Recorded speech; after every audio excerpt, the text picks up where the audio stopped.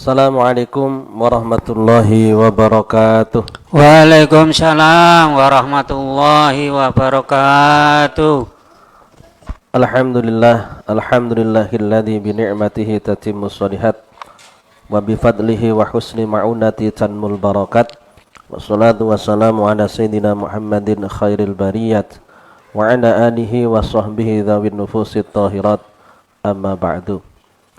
Rabbi shrah li sadri wa yassir li amri wahlul 'uqdatam min lisani yafqahu qawli. Subhanaka la ilma lana illa ma 'allamtana innaka antal alimul hakim. Ila hadratin nabiyil mustafa sayyidina wa maulana Muhammadin wa alihi wa aswajihi wa auladihi wa dzurriyyatihi wa ashabihi wa ila jamil anbiya'i wal mursalin wal awliya'i wal ulama'i wasyuhada'i wassalihin wa ila jamil malaikatil muqarrabin jami' sayyidina wa 'allimina jami' abaina wa ummahatina jaddadina wa jaddatina wa ikhwanina wa akhawatina wa jamil muslimin wal muslimat wal mu'minin wal mu'minat al ahya'i minhum wal amwat usan khasah ila Syekh Al-Arif Billah Hamad bin Athaillah As-Sakandari wa ila hadratus Syekh Haji Muhammad Yunus Asuh Ponpes Darussalam nafa'anallahu bihim wa bi'ulumihim fid dharain. Syaulillahi lahumul Fatihah. A'udzu billahi minasyaitonir rajim. Bismillahirrahmanirrahim. Alhamdulillahi rabbil alamin arrahmanir rahim maliki yaumiddin. Iyyaka na'budu wa iyyaka nasta'in ihdinas siratal mustaqim siratal ladzina an'amta 'alaihim ghairil maghdubi 'alaihim waladdallin amin. Ya arhamar rahimin ya arhamar rahimin ya arhamar rahimin Farijal muslimin ya arhamar rahimin ya arhamar rahimin ya arhamar rahimin Farijal muslimin ya Rabbana ya Karim ya Rabbana ya Rahim Antal Jawadul Halim wa antani malmuin ya Arhamar Rahimin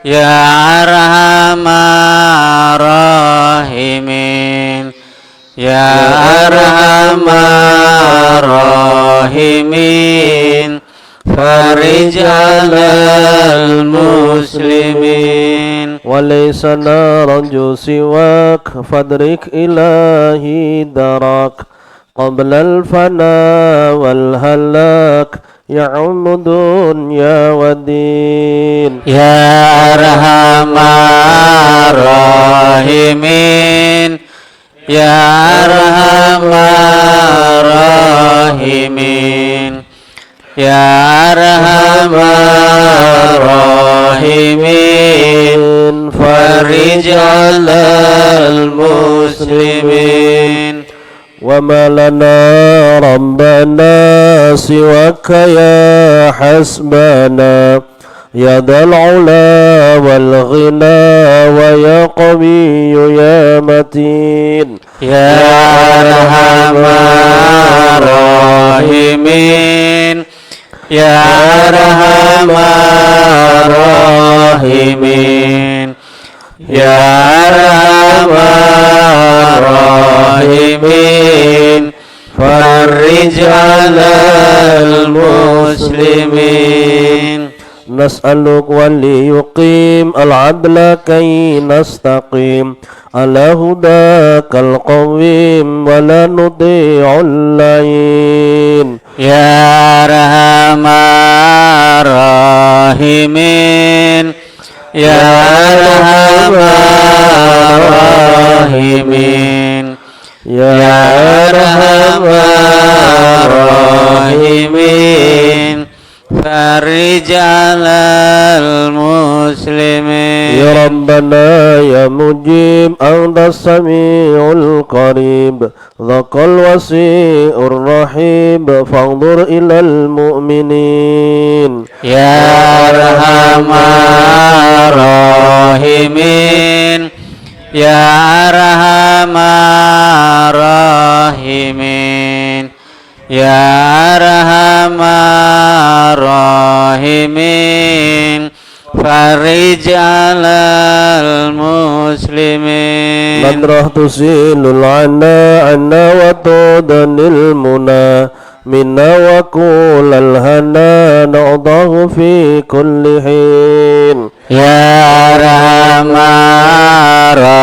الراحمين يا أرحم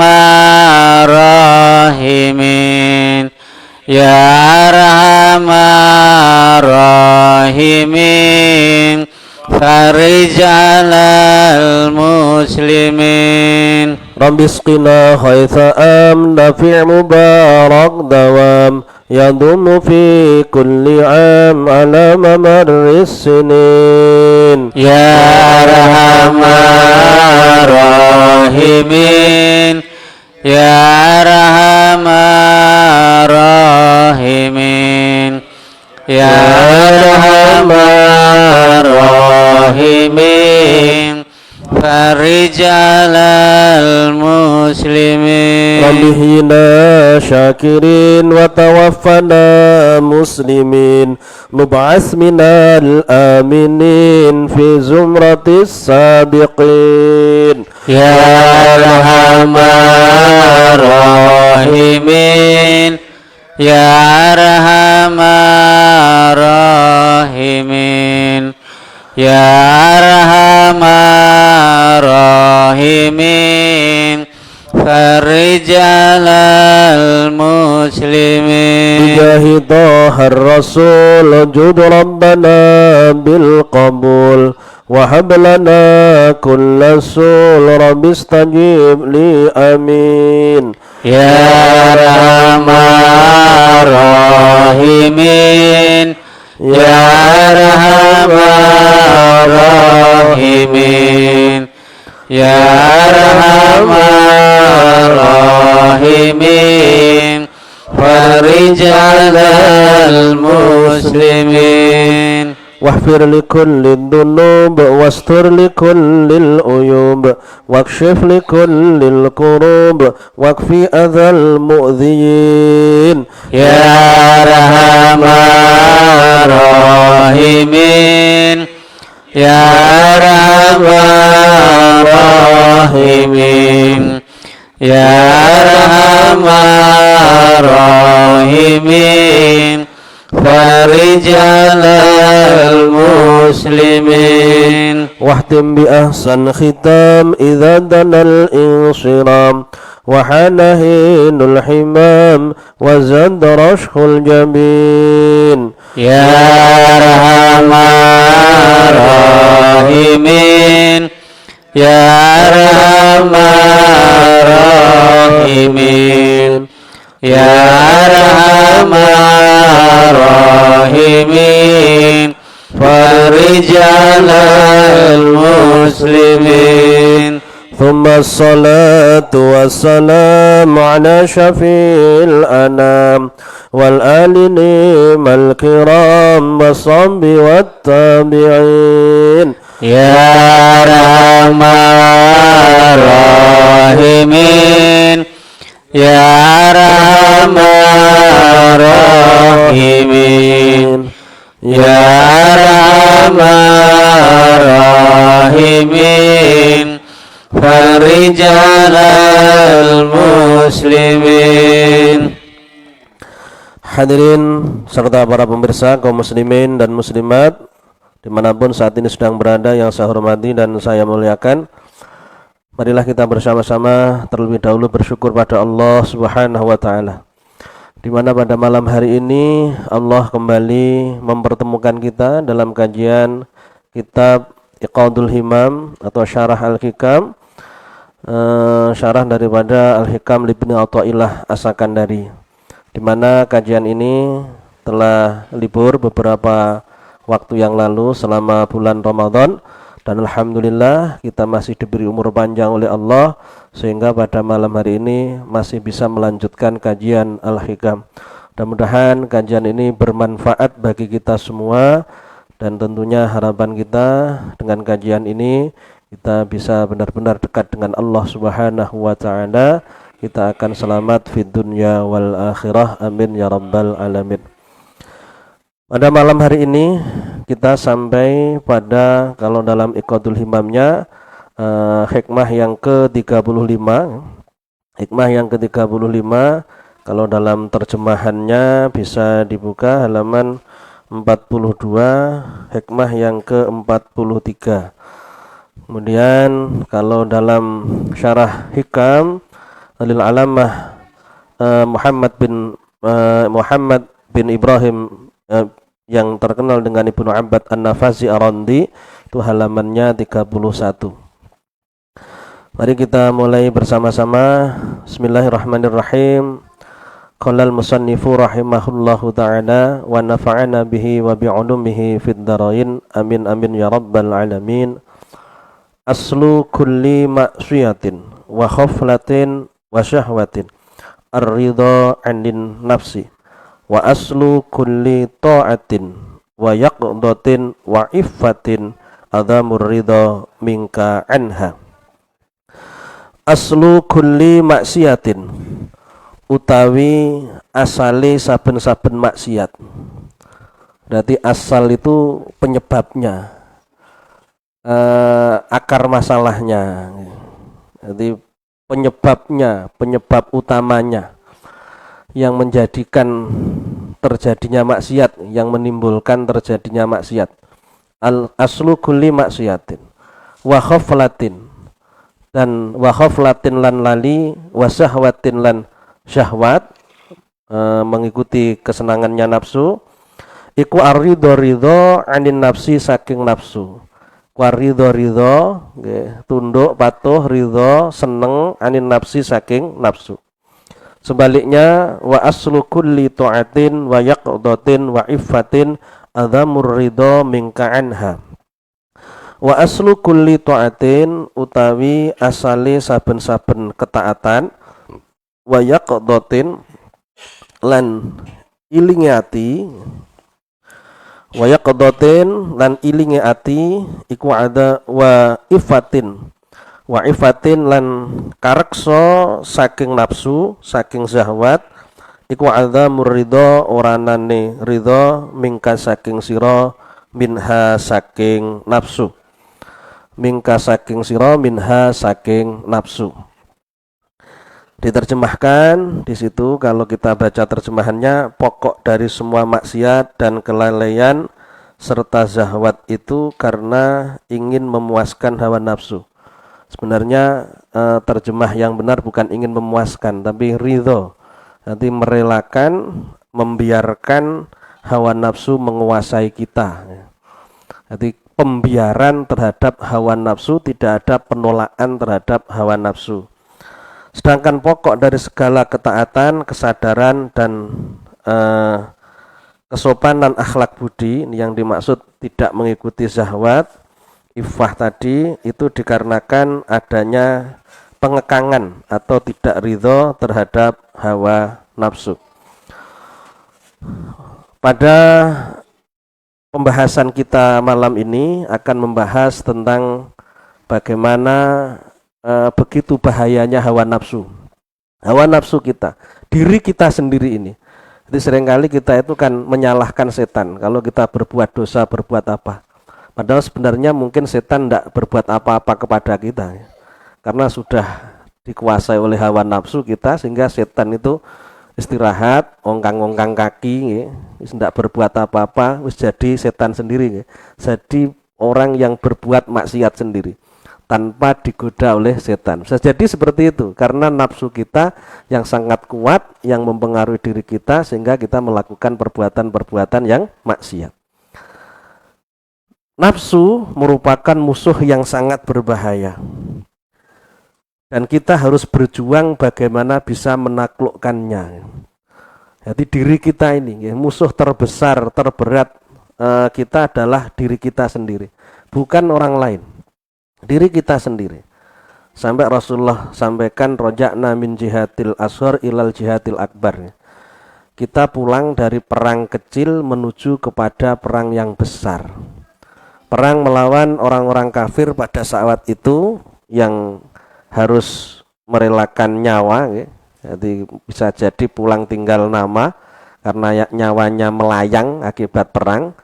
Harta benda bisa dirampas gara-gara perang, terluka dan sebagainya. Ternyata menurut Nabi itu adalah perang yang kecil. Roja'na min jihadil ashar ilal jihadil akbar. Kita pulang dari perang yang kecil menuju perang yang besar. Perang melawan hawa nafsu. Jadi, perang melawan hawa nafsu adalah perang yang besar, berarti butuh perjuangan yang sangat ekstra, tidak bisa delami-delami, harus sungguh-sungguh dalam mengalahkan atau menundukkan hawa nafsu. Butuh perjuangan yang tidaklah ringan untuk bisa mengalahkan hawa nafsu atau mengalahkan diri sendiri. Jadi keinginan untuk tidak berbuat baik, keinginan tidak ibadah, keinginan untuk berbuat maksiat itu nafsu kita semuanya. Setan itu hanya sekedar ngompor-ngompori, hanya sekedar membuat nafsu itu semakin berkembang. Bagaimana tidak mampu setan menggoda kita kalau kita sudah menaklukkan hawa nafsu kita. Di saat hawa nafsu kita menguasai kita, setan akhirnya hadir, datang untuk lebih memperbesar keinginan nafsu kita. Jadi setan sebenarnya tidak mampu untuk menggoda kita kalau kita mampu menaklukkan nafsu kita. Sedangkan ketika kita sudah dikuasai oleh nafsu kita, setan akhirnya datang. Ibaratnya sudah ada api, sudah ada api yang nyala. Agar api itu besar, maka oleh setan itu dikipasi biar api itu menjadi besar. Bagaimana? Kalau tidak ada api, setan tidak bisa mendatangkan api, yang akhirnya bisa membuat terbakar. Amarah seseorang menjadi semakin meluap. Misalkan kita punya masalah dengan seseorang, kita kemudian tidak bisa terima dengan perlakuan buruk orang itu, kemudian kita ingin melampiaskannya. Setan kemudian bisiki kepada kita, ya kamu jangan mau diremehkan sama orang itu. Kamu dengan dia lebih kaya kamu, lebih terhormat kamu, masa kamu tunduk sama dia? Pasti setan seperti itu. Dalam keluarga pun juga demikian ya. Dalam hubungan suami istri juga demikian. Kadang-kadang sang suami itu tidak mau mengalah walaupun dia salah ya. Dia tidak ingin merasa dicemooh oleh pasangannya, tidak ingin direndahkan, sehingga ingin selalu menang, ingin selalu dianggap benar. Itu karena adanya nafsu. Tapi kalau berpikir jauh ke depan, dampak dari mengikuti kemauan nafsu, akhirnya nafsu itu tidak akan diikuti. Oleh sebab itu kita harus perhatian betul terhadap masalah nafsu ini. Rasulullah sampaikan afdalul jihad ayujahidar rasul nafsahu wa hawahu. Paling utama-utamanya perang, yaitu perangnya seseorang melawan hawa nafsunya. Bagaimana nanti cara kita memerangi hawa nafsu, insya Allah akan kita jelaskan. Kita urut mulai dari awal. Allah Subhanahu wa ta'ala memberikan perintah kepada kita untuk senantiasa ibadah kepadanya, yang terus kita ingatkan pada diri kita, ya, wa ma khalaqtul jinna wal insa illa liya'budun.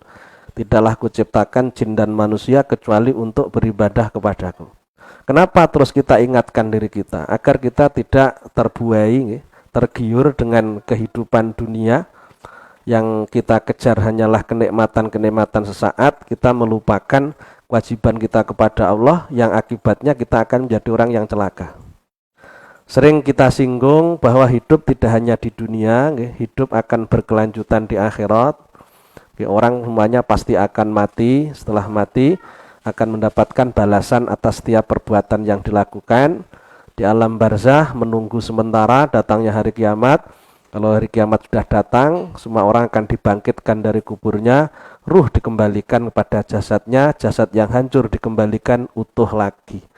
Yang terjadi seperti itu, kita nanti akan mengalami hisab di mahsyar. kita akan melewati jembatan di atas neraka, baru kemudian kalau memang kita orang yang selamat akan masuk surga. Kalau tidak kita tergelincir masuk ke dalam neraka. Hak yang akan terjadi seperti itu. Sehingga kewajiban kita kepada Allah untuk beribadah kepadanya jangan sampai dilupakan.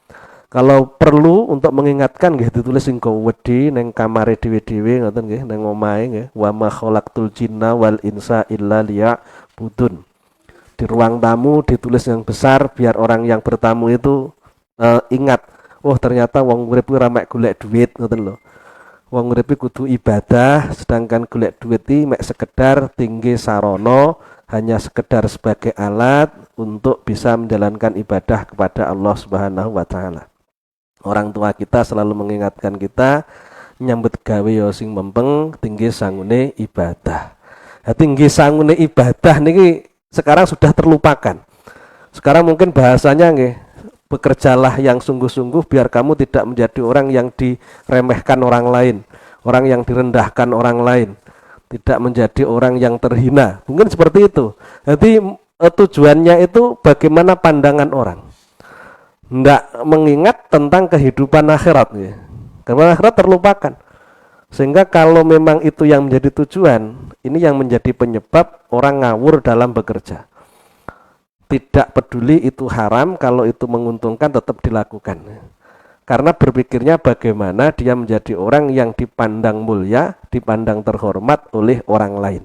Tapi kalau niatnya golek sangune ibadah, insya Allah akan hati-hati dalam bekerja. Hanya melakukan yang halal, tidak berani melakukan yang haram. Karena makanan yang haram itu akan membuat ibadah kita tidak diterima oleh Allah Subhanahu wa taala. Mikir tenan. Resikonya yang akhirat dipikir tenan. Halaluha hisabun, haramuha adzabun. Halalnya dunia itu akan mendatangkan hisab, sedangkan haramnya itu akan mendapatkan azab, siksaan dari Allah Subhanahu wa taala. Eling balasan sehingga tidak berani sembrono dalam menjalani kehidupan. Kewajiban kita kepada Allah untuk beribadah harus senantiasa kita jalankan. Namun kita tahu tidaklah mudah kita menjalankan ibadah. Kadang obo semangat ya semangat, obo males ya males. Walaupun sholat 5 waktu yang jelas-jelas wajib, nyuwun sewu. Jelas-jelas sholat 5 waktu itu wajib. Salah satu dari rukun Islam mengerjakan sholat. Wis kabeh ngerti lek sholat ki wajib. Kabeh ngerti lek Jumatan ki wajib. Tapi tidak semua orang Islam yang mengerti wajibnya sholat mau mengerjakan sholat. Padahal jenenge wajib niku dilakoni oleh ganjaran, ditinggalne dosa. Ditinggalne dosa krono malese karena nafsunya yang begitu kuat. Kamu nanti aja yang sholat kamu nanti kalau kamu sudah ndak repot. Kalau kamu nanti sudah kaya, kalau nanti kamu sudah tua, kalau nanti kamu sudah pulang ke kampung halaman, wis macem-macem. Lembisi setan ngoten. Saiki golek duit sing akeh, tinggi modal, sesuk lek wis uripe penak baru ibadah sing tenanan. Itu yang dibisikkan oleh setan. Sehingga karena begitu kuat bisikan setan, walaupun itu wajib begitu kuat bisikan nafsu dan setan ngompori walaupun itu wajib tetap ditinggalkan. Padahal pengertian wajib dikerjakan dapat pahala, mendapatkan balasan dari Allah baik dunia maupun akhirat. Ditinggalkan itu akan mendapatkan dosa, balasan berupa kesusahan baik dunia maupun akhirat. Ayat Al-Quran, mayyattaqillah yaj'allahu makhraja wa yarzuqhu min haitsu la yahtasib, ndak mempan sama sekali. Mayyattaqillah yaj'allahu makhraja, barang siapa bertakwa kepada Allah akan dimudahkan urusannya. Wa yarzuqhu min haitsu la yahtasib, dan akan mendapatkan rezeki yang datangnya tidak disangka-sangka. Padahal itu Allah yang menyampaikan. Ayatnya jelas. Pokoke wong niku lek taat karo Gusti Allah, uripe penak. Cara penak omong ngoten. Ngoten niku ya ora patek yakin nggih, ora patek ngreken. Karo Gusti Allah ora patek percaya nggih. Repot nggih. Padahal Allah yang mengatakan. Karena begitu kuatnya nafsu mempengaruhi dia sehingga dia berani melakukan yang dilarang oleh Allah, meninggalkan apa yang diperintahkan oleh Allah. Padahal resikonya kembali kepada diri sendiri. Allah sama sekali tidak mengambil keuntungan dari ibadah yang kita kerjakan. Wallahu ghaniyyun 'anil 'alamin. Allah itu maha kaya dari setiap apa yang ada dalam alam semesta ini, termasuk ibadah-ibadah kita. Yang menanggung resikonya diri kita sendiri. Faman ya'mal mithqala dzarratin khairan yarah wa man ya'mal mithqala dzarratin syarran yarah. Begitu itu harus terus kita tanamkan, harus kita tumbuhkan dalam hati kita. Karena nafsu yang begitu kuat akhirnya tidak melakukan ketaatan pada Allah Subhanahu wa taala. Oleh sebab itu harus kita ingatkan ya, ibadah kepada Allah sebagai bekal kita untuk mencapai kebahagiaan dunia dan akhirat terus kita lakukan, jangan sampai kita tinggalkan. Tidak mungkin kita akan mencapai bahagia kalau tidak menjadi orang yang taat dan takwa kepada Allah Subhanahu wa taala. Kebahagiaan yang kita dapatkan andaikan kita bahagia adalah kebahagiaan yang semu, bukan kebahagiaan yang sesungguhnya. Jadi wonge ora patek ibadah tapi rezekine lancar misalnya. Itu kebahagiaan yang semu. Dalam bahasa yang lain adalah istidrat. Kemudahan-kemudahan yang sebenarnya itu menjerumuskan, bukan kemudahan yang sifatnya itu membahagiakan. Bismillahirrahmanirrahim. Di dalam kitab Hikam ini Ibnu Athaillah mengambil satu kesimpulan ya, dari apa yang dipelajari oleh Ibnu Athaillah Sakandari dan juga dari pengalamannya. Jadi seorang yang makrifat billah itu tidak ngawur ya. Maka kita jangan sampai terprovokasi dengan pandangan sebagian orang. Tidak perlu kita mengikuti pendapatnya ulama, cukup kembali kepada Al-Quran dan hadis misalkan. Ulama itu adalah orang yang takut dengan Allah. Tidak mungkin melakukan satu pembahasan, memberikan satu pandangan yang keluar dari hawa nafsunya. Pasti sudah dipikirkan betul-betul, ada dasar yang jelas yang mendasari pendapatnya tersebut. Karena Allah sampaikan innama yakhsyallaha min ibadihil ulama. Sungguhnya orang yang takut pada Allah adalah mereka-mereka yang faham tentang ilmu atau para ulama. Karena takutnya besar, akhirnya ndak wani, ngawur ku ndak wani.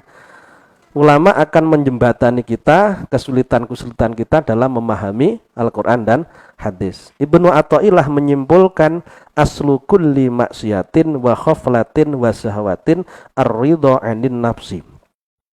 Asal dari segala kemaksiatan berarti penyebab utama ya. Penyebab utama orang berbuat maksiat ya.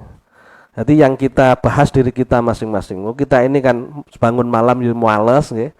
Padahal wis latihan suwi selama sebulan ya. Poso nggih ngoten nggih, niate poso Sawal teko saiki urung dimulai-mulai nggih. Asal Sawale mentek Senin Kamis ya wabote ra iram nggih. Panggah pelit nggih, panggah duwe rasa dendam sama orang nggih.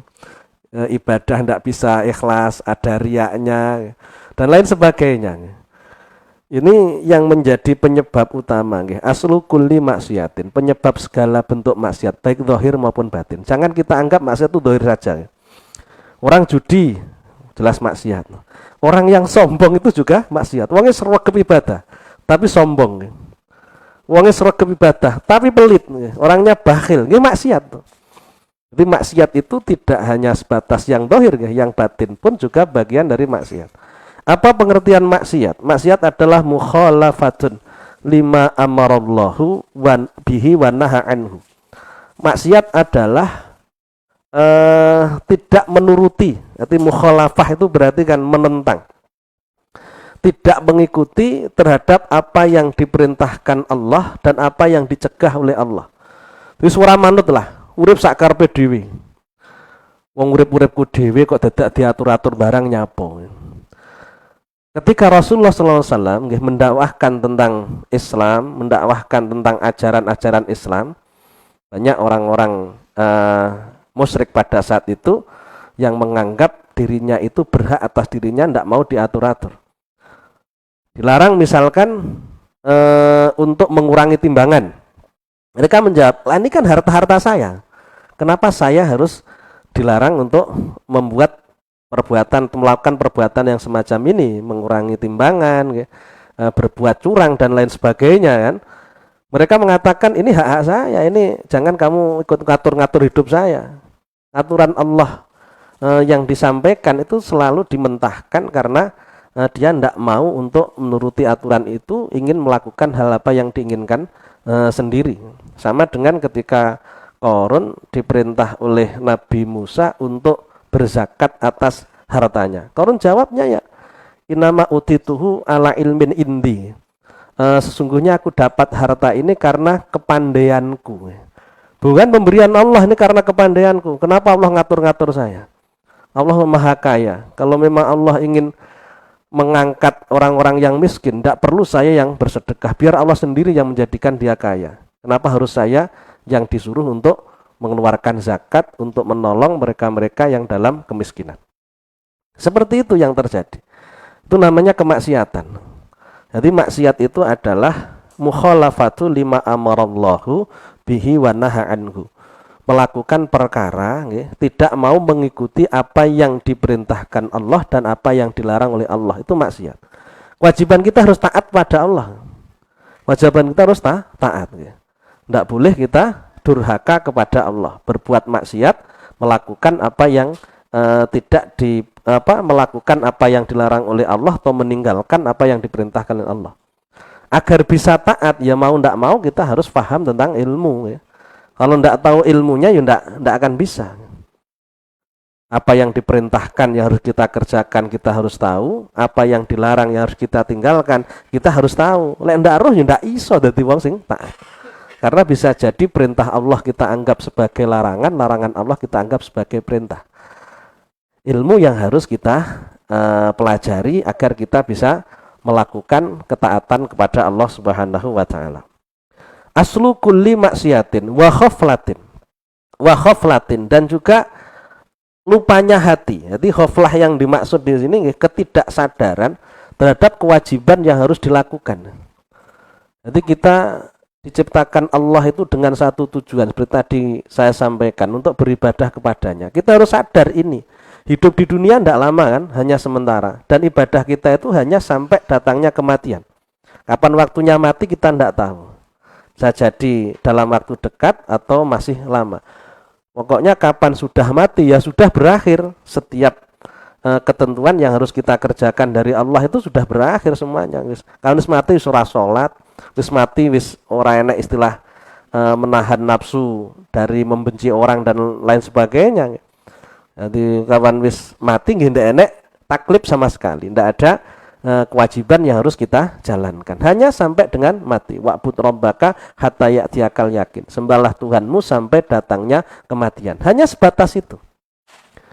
Maka konsep dalam hidup yang harus kita tumbuhkan adalah bahwa hidup kita itu hanya pada hari ini, belum tentu sampai hari esok. Sehingga kita maksimalkan betul waktu ini. Sholat agar kita menjalankannya dengan khusyuk, kita anggap sholat yang kita kerjakan sholat yang terakhir kalinya. Ngaji agar kita itu ngajinya benar-benar bisa konsentrasi, bisa istiqomah. Maka yang kita lakukan adalah di hati kita tumbuhkan bahwa ngaji yang kita lakukan adalah ngaji yang terakhir kalinya. Jadi kita setelah ngaji ini tidak akan ngaji lagi, karena sudah dipanggil menghadap pada Allah Subhanahu wa taala. Hanya sebatas hidup saja. Tidak sampai setelah mati. Kalau sudah mati ya sudah, berakhir semuanya. Wa khaflatin, orang lupa, tidak ingat kewajibannya kepada Allah, atau wa khaflatin lil qalbi an hadratir rabbi. Dia tidak ada keinginan untuk nyambung hatinya dengan Allah. Jadi tidak ingin nyambung dengan hatinya Allah, dengan Allah. Artinya tidak ingat apa yang kiranya membuat Allah ridho. Jadi apa yang harus dilakukan yang menjadikan Allah ridho itu tidak pernah terlintas dalam hatinya. Kesadaran itu tidak ada. Kesadaran tidak ada. Karena sibuk dengan urusan dunianya. Ingin mengejar kekayaan, pangkat, dan lain sebagainya. Sibuk untuk memenuhi keinginan nafsunya, sehingga dia melupakan apa yang harus dilakukan dalam hidup ini biar Allah ridho terhadap dirinya. Wazahwatin, zahwat an-nafsaniyah. Zahwat artinya kesenangan haram. Wahya at-ta'alluq bima yushilu 'anillahi ta'ala. Syahwat yang dimaksud adalah menyambungkan, itu ta'alluqnya hati. Hubungan hati dengan perkara-perkara yang membuat orang itu jauh dari Allah, yang menjauhkan diri dari Allah. Jadi yang dipikirkan itu hanya sebatas dunia saja. Baik kepikiran mek pekerjaan tok, urusan kewajiban ibadah niku ndak kepikiran. Jadi yang dipikirkan hanyalah urusan dunianya, urusan akhiratnya tidak terpikirkan. Itu adalah syahwat. Jadi hubungannya hati dengan perkara yang membuat orang itu jauh dari Allah, yang menyibukkan dari Allah Subhanahu wa taala. Sampai Allah ingatkan kepada kita semua agar kita itu jangan dilalaikan oleh keluarga, dilalaikan oleh harta benda kita. Jangan disibukkan dengan itu. Nama amwalukum wa auladukum fitnah misalkan. Jadi hartamu, anak-anakmu, keluargamu, istrimu krono saking demene karo bojo, akhirnya ingin selalu membahagiakan istri sampai lupa kewajibannya kepada Allah, sibuk dengan bekerja yang menjadikan dia mendapatkan, menginginkan sesuatu dari pekerjaannya yang semata-mata ingin membahagiakan keluarganya misalkan. Ini yang menjadikan penyebabnya adalah nafsu atau syahwatnya. Ar-ridho anin nafsi, yang menyebabkan itu ar-ridho anin nafsi, ridho terhadap nafsu, karena dia membiarkan nafsunya. Nafsu itu perkara-perkara yang dilakukan, yang disenangi, yang bertolak belakang dengan apa yang diperintahkan Allah Subhanahu wa taala. Keinginan-keinginan, kesenangan-kesenangan sesaat itu nafsu.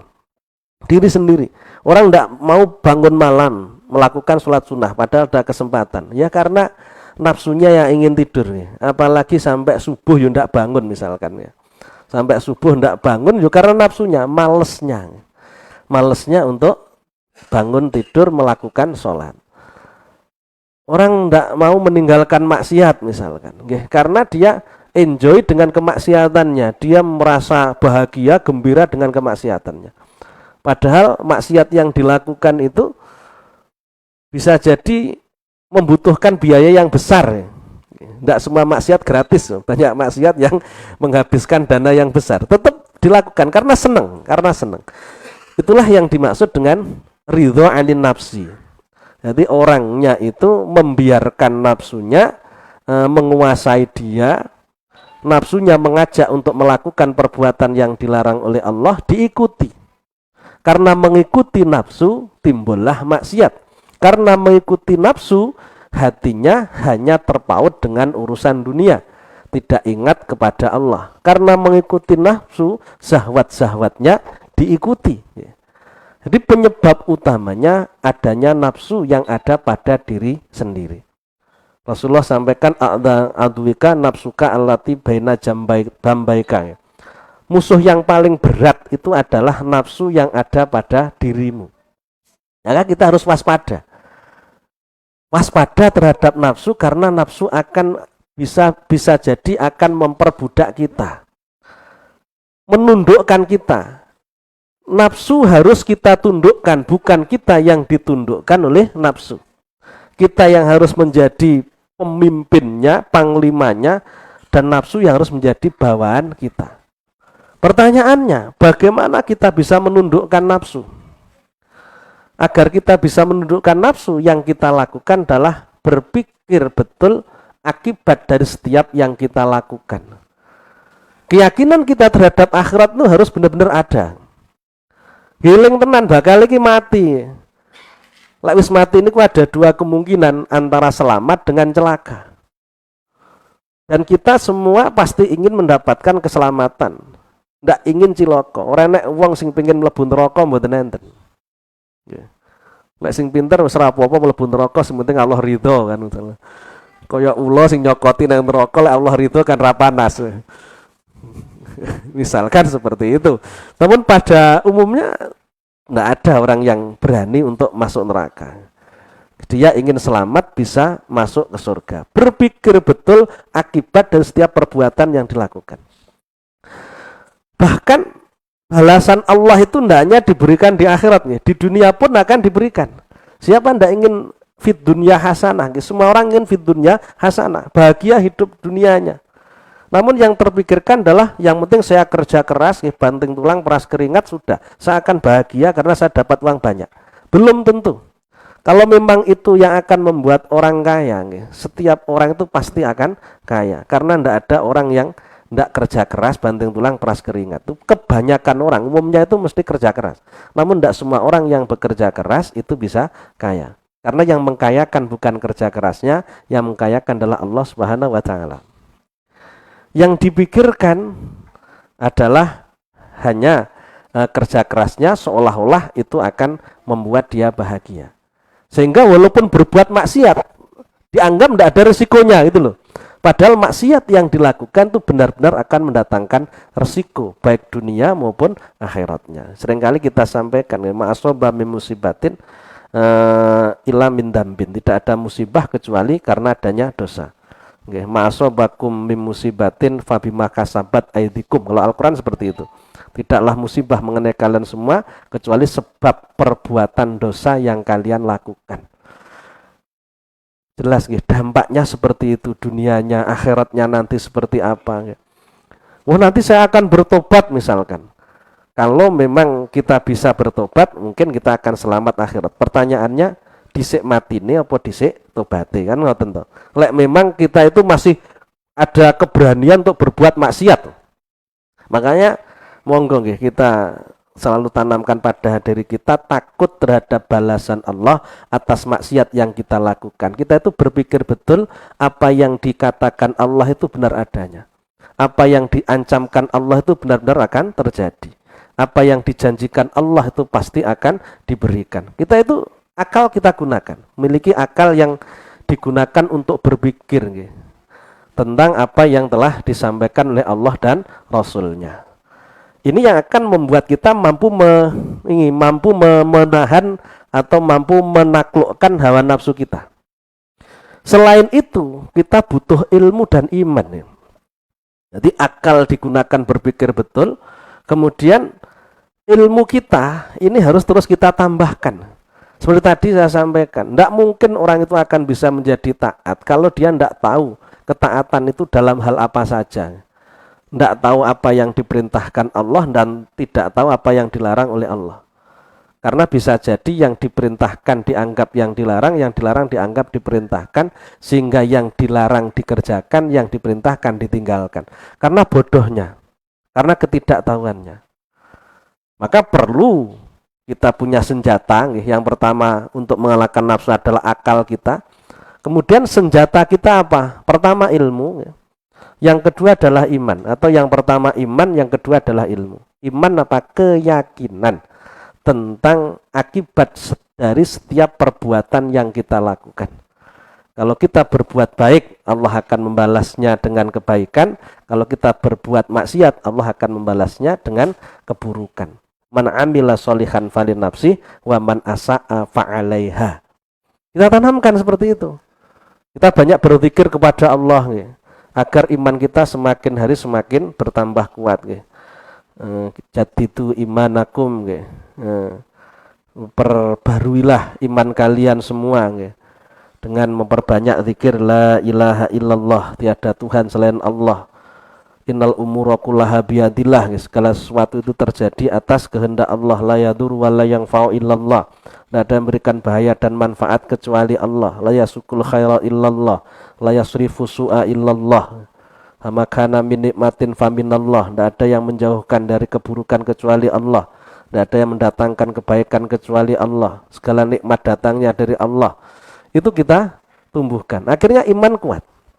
Kalau iman sudah kuat, kemudian ilmunya juga mantap, ilmunya memang cukup luas, insya Allah akan menjadikan kita memiliki akal yang sehat, akal yang sempurna, dengan berpikir yang cerdas, menjadikan kita mampu untuk mengalahkan hawa nafsu kita. Rasulullah sampaikan, Al-kayyisu man dana nafsahu wa amila lima ba'dal maut. Orang yang cerdas adalah orang yang mampu menahan kemauan hawa nafsunya. Kok bisa menahan gimana? Karena dia berpikir resiko. Berpikir resiko.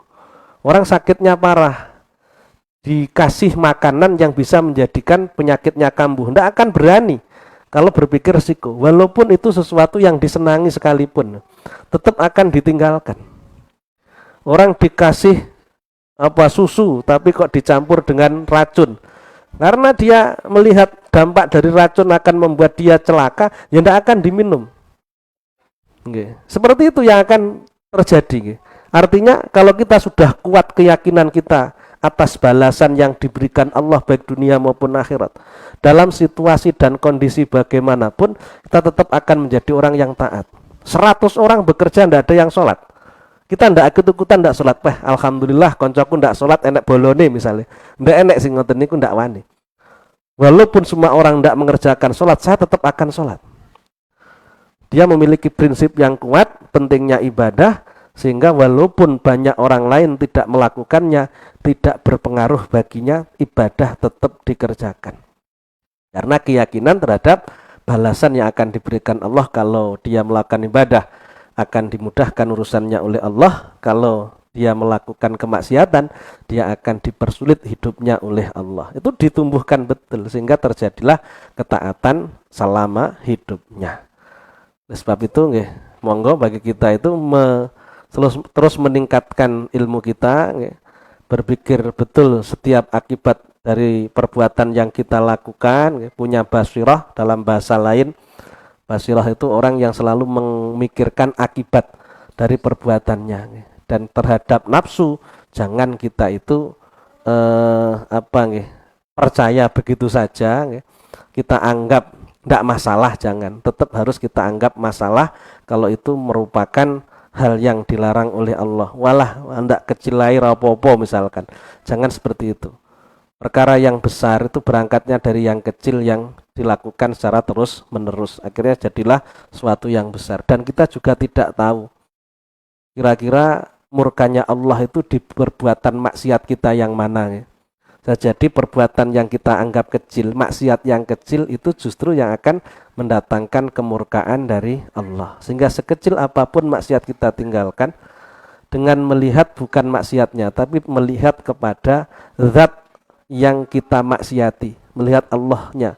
Allah itu zat yang maha agung, maha tinggi, tidak ada yang bisa mengalahkan keagungan Allah. Jadi lebih tinggi Allah daripada presiden, daripada penguasa manapun.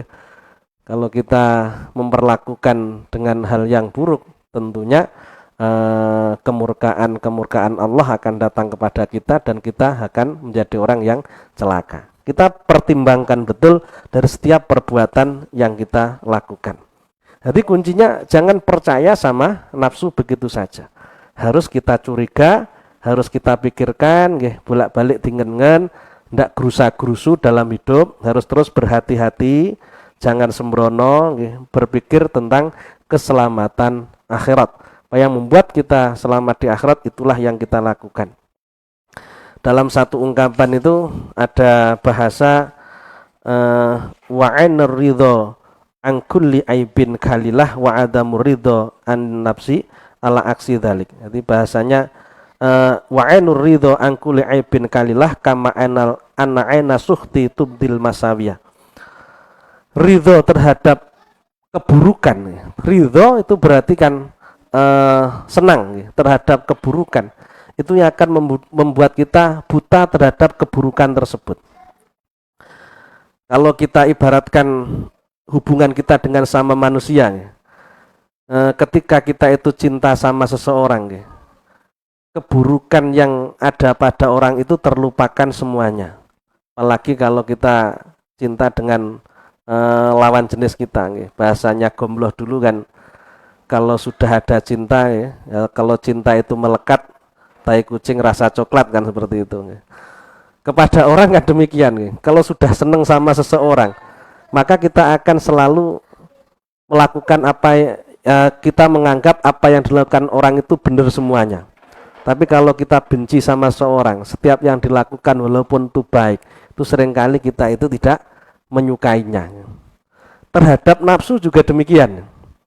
Kalau kita sudah menganggap bahwa nafsu ini akan menjerumuskan, akan membuat kita celaka, kita tidak gampang-gampang untuk mengiyakan nafsu. Kita akan pertimbangkan betul. Kalau kita tidak bisa mengambil keputusan, ya kita meminta pertimbangan pada orang-orang yang kita anggap bisa kita mintai pertimbangan. Pada orang-orang solih, para ulama, dan lain sebagainya. Sehingga kita tidak salah dalam mengambil keputusan. Jangan gampang-gampang untuk mengambil satu keputusan kalau memang belum jelas-jelas tentang hukumnya dalam agama seperti apa. Kalau memang diperbolehkan, kita lakukan. Kalau memang dilarang, kita tinggalkan. Kalau masih kita ragu, kita tanya kepada orang yang kiranya bisa kita tanyai, yang memiliki keilmuan yang cukup tentang agama. Bismillahirrahmanirrahim. Yang berikutnya kebalikannya, wa aslu kulli ta'atin, asal dari setiap ketaatan. Ketaatan menjadi kewajiban kita semua, menjadi orang yang taat, bertakwa kepada Allah.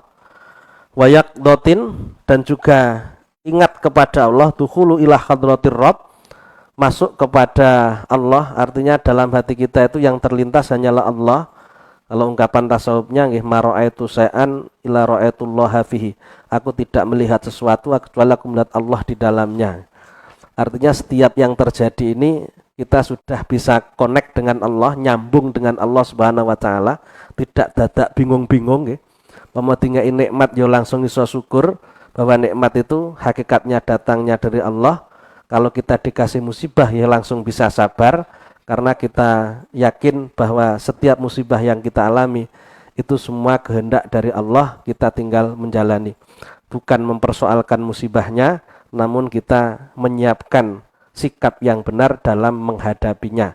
Dengan bersabar, tidak mengeluh kepada orang lain, walaupun itu datangnya dari orang lain. Musibah itu kan bisa datangnya langsung dari Allah, dan bisa jadi dari orang-orang yang kita kenal, orang-orang yang asalnya baik dengan kita. Mungkin ada masalah tertentu sehingga timbul persoalan dengan kita. Cara kita gimana?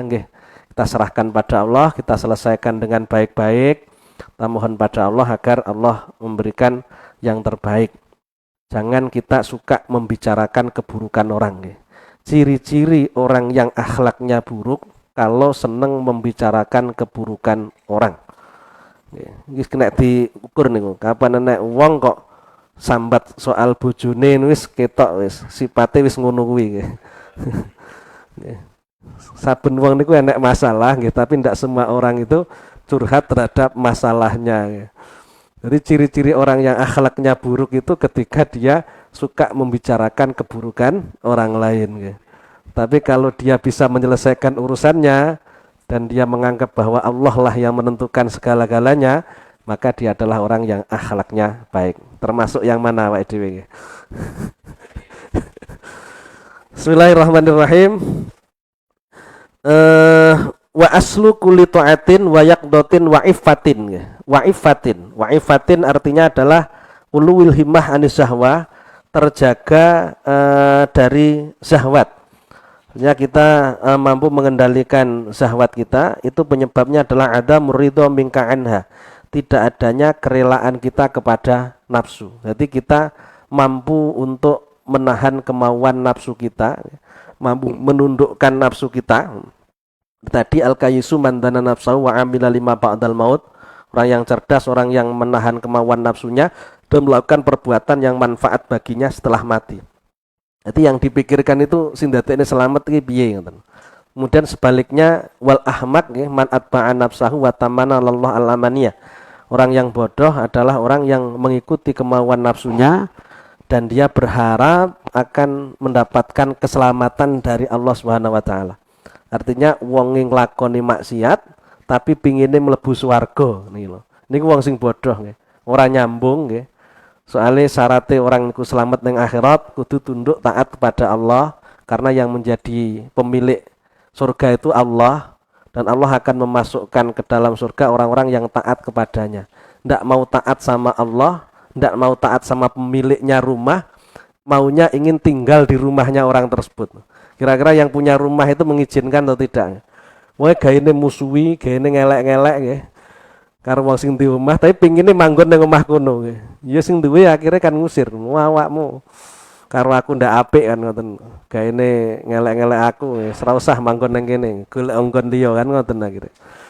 Hanya logika sekali nggih. Kebaikan akan mendatangkan kenikmatan, kebahagiaan bagi kita dan kemaksiatan akan mendatangkan kesulitan dalam kehidupan kita baik dunia maupun akhirat. Adamur ridho mingka anha, jadi adanya orang bisa melakukan ketaatan dikarenakan tidak ridho terhadap nafsunya. Jadi dia tidak mengikuti kemauan nafsunya.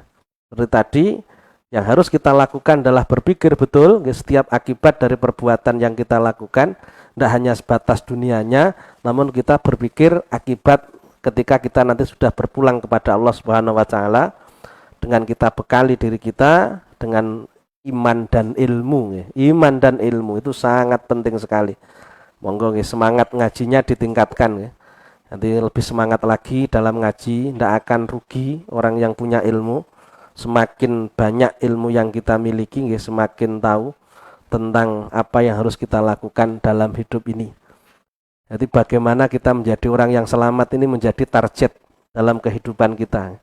Kalau kita tahu ada kalanya orang itu memikirkan dunia saja, dan ada kalanya orang itu memikirkan akhirat, dan ada kalanya memikirkan kedua-duanya namun lebih besar dunianya dibandingkan akhiratnya.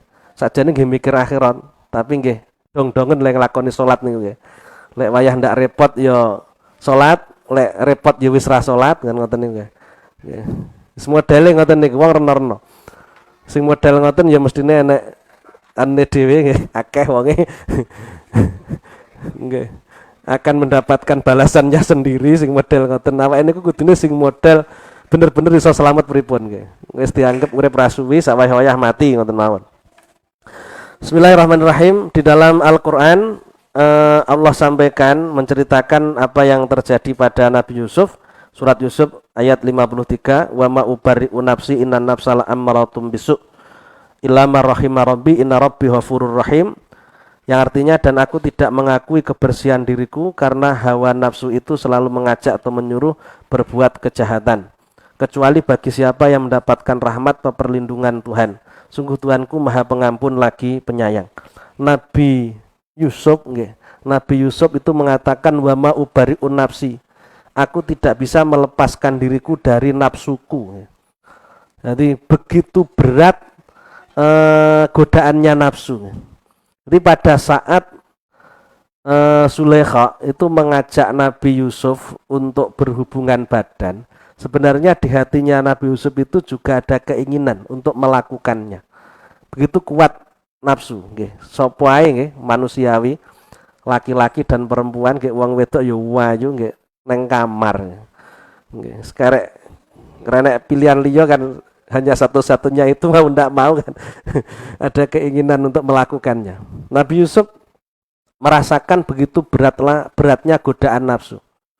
Sehingga Nabi Yusuf mengatakan wa ma ubari'un nafsi inna nafsala amaratum bisu. Aku tidak bisa melepaskan diri dari nafsuku, sungguhnya nafsu itu selalu mengajak kepada keburukan. Illa ma rahima rabbi, la ma rahima rabbi, kecuali Allah yang memberikan rahmatnya. Illa ma rahima rabbi, kecuali bagi siapa yang mendapatkan rahmat perlindungan dari Allah. Karena Allah memberikan rahmatnya, memberikan pertolongannya, sehingga kejadian yang buruk tidak terjadi. Pada hakikatnya manusia tidak punya kemampuan ya, untuk mengalahkan nafsunya. Yang berikan kemampuan adalah Allah Subhanahu wa ta'ala. Maka kita bersyukur kepada Allah di saat kita menjadi orang yang taat. Karena ketaatan itu merupakan hidayah dan taufik yang datangnya dari Allah, bukan atas kemampuan yang kita miliki.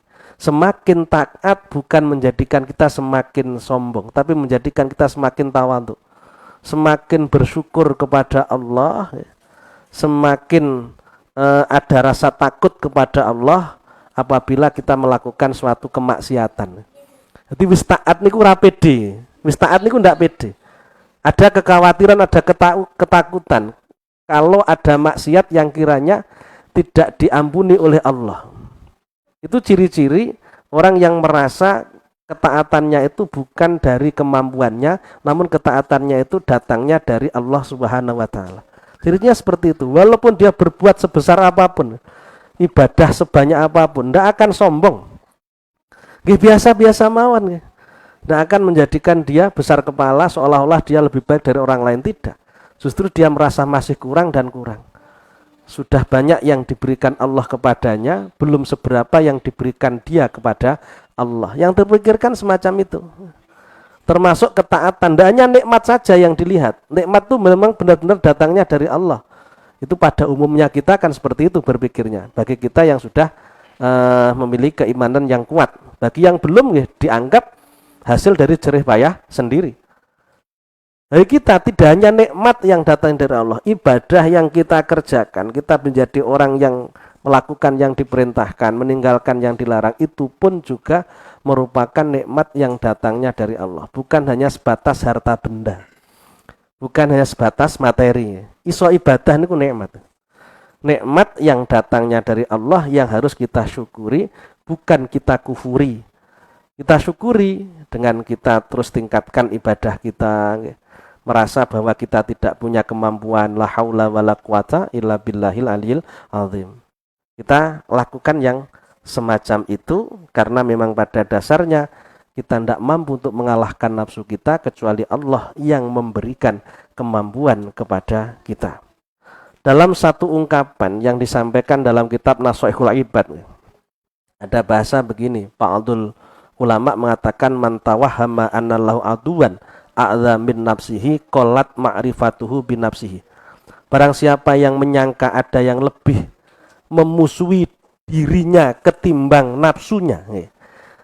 Barang siapa yang menyangka ada yang lebih memusuhi dirinya ketimbang nafsunya sendiri, itu menganggap ada musuh orang lain. Dia tidak disibukkan dengan urusan dirinya. Dia menganggap dirinya sudah baik, tidak perlu ada hal yang dilakukan untuk dirinya sendiri. Karena kurang introspeksi diri, kurang melakukan evaluasi, seolah-olah dirinya sudah baik. Sehingga yang dianggap musuh adalah orang lain. Orang-orang yang tidak senang kepada dia. Orang yang memiliki pandangan seperti ini adalah qolat ma'rifatu binafsihi. Berarti dia telah kurang mengenal pribadinya. Jadi kurang banyak merenung, kurang banyak berpikir atas perbuatan yang dilakukannya. Kalau orang itu berpikir, aku kulek mati selamat apa ora, sing ndak lakone saiki iki kaya apa, niku ndak sempat mikir nih musuhi wong liya, ngoten lho. Di perbuatan orang kepada dia seperti apapun, ndak terpikirkan sama sekali, terlewatkan begitu saja. Kok sih dipikir nih perlakuan buruk orang lain kepadanya, berarti dia itu belum mengenal terhadap dirinya sendiri. Karena musuh yang terbesar adalah dirinya sendiri, rasa malas, keinginan untuk melakukan kemaksiatan, malas untuk berbuat kebaikan, itulah musuh yang sebenarnya. Kalau sudah ketemu musuh yang sebenarnya, musuh yang lainnya itu sudah tidak terpikirkan. Kok masih terpikirkan musuh-musuh yang lain, berarti dia belum mengetahui musuh yang sesungguhnya, yakni dirinya sendiri. Nafsu yang ada pada dirinya. Kalau dia sudah ketemu nafsunya, maka dia akan fokus memperbaiki dirinya sendiri. Tidak sempat berpikir terhadap perlakuan orang kepada dia. Tidak ada timbul kebencian, tidak akan timbul rasa dendam. Tidak ada, orang lain tidak ada masalah sama sekali. Oleh sebab itu monggo kita introspeksi diri, evaluasi diri kita. Kalau dalam kitab Ihya itu ada 4 hal yang bisa kita lakukan untuk mengetahui siapa diri kita yang sebenarnya, baik dan buruknya diri kita. Yang pertama, kita cari guru, orang yang benar-benar bisa melihat diri kita, bisa melihat karakter kita seperti apa, dan dia memang tahu bagaimana untuk mengatasi itu. Jadi seorang mursyid dalam bahasan Syekhun mursyidun muhakkikun, seorang guru mursyid yang benar-benar dirinya adalah orang yang ma'rifat pada Allah, dekat dengan Allah, tahu hati kita yang sebenarnya seperti apa. Yang kedua, kalau kita tidak ketemu sama orang seperti itu, ya kita cari teman yang dekat dengan kita yang mau jujur ngomong tentang diri kita. Golek ngoten niku ya wangel, wedi lek dikaploki.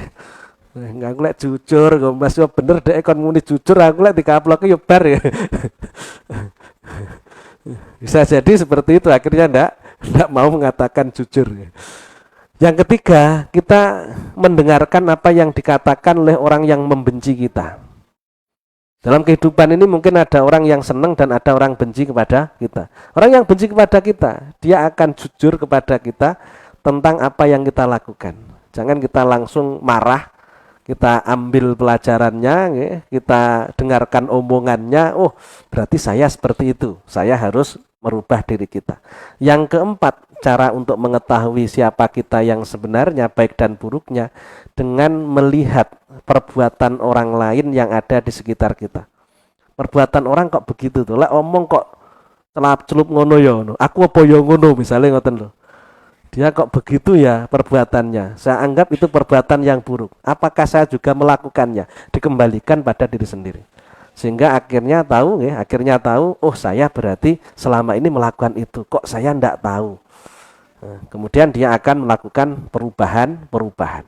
Kalau kita melakukan hal-hal yang demikian, insya Allah akan ketahuan siapa kita yang sebenarnya, dan setelah itu jangan ditunda. Kita harus melakukan perubahan secepat mungkin. Jangan sampai kita biarkan hal-hal yang buruk kita lakukan, seolah-olah masih banyak kesempatan, tidak tahu, kesempatan sangatlah pendek, sewaktu-waktu akan hilang. Sebelum semuanya terlambat, kita segera melakukan perubahan. Tidak sekedar baik secara zahir, namun kita juga baik secara batin. Tidak sekedar taat secara zahir, kita juga taat secara batin. Hubungan kita dengan Allah baik, hubungan dengan sama manusia juga baik. Harus kita lakukan semacam itu. Harus kita lakukan. Wis to aboto koyo apa tetap diusahakan untuk bisa dilakukan. Karena itu yang akan menyelamatkan, dan kita semua ingin menjadi orang yang selamat fid dunya wal akhirah.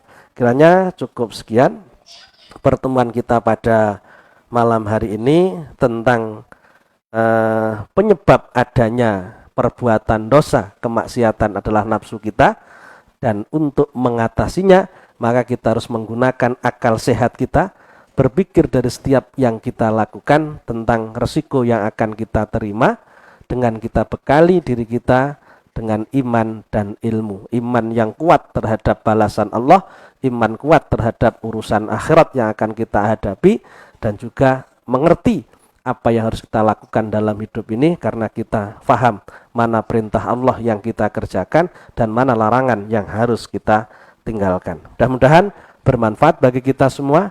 Terima kasih atas segala perhatian, mohon maaf atas segala kurangan. Billahi taufik wal hidayah. Wassalamualaikum warahmatullahi wabarakatuh. Subhanakallahumma bihamdika asyhadu an la ilaha illa anta astaghfiruka wa atubu ilaik. Subhana rabbika rabbil izzati amma yasifun wa salamun alal mursalin walhamdulillahi rabbil alamin.